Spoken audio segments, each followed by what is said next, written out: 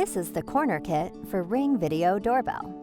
The corner kit allows you to angle your Ring Video Doorbell away from a wall, either 15, 30, or 45 degrees. Using one wedge achieves a 15-degree angle. Two wedges achieve a 30-degree angle. Using all three wedges will angle your Ring Video Doorbell 45 degrees. After selecting your desired angle, first screw the wedges into your wall through these two horizontal slots. Just like installing your Ring doorbell, if you're installing the corner kit on a masonry or stucco surface, first drill holes and insert the supported anchors before screwing the wedges in.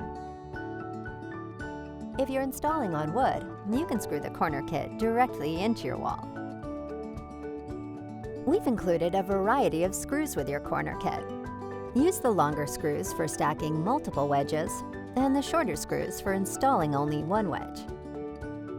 The very short screws are for attaching your Ring doorbell's mounting bracket to the corner kit after it's installed on your wall.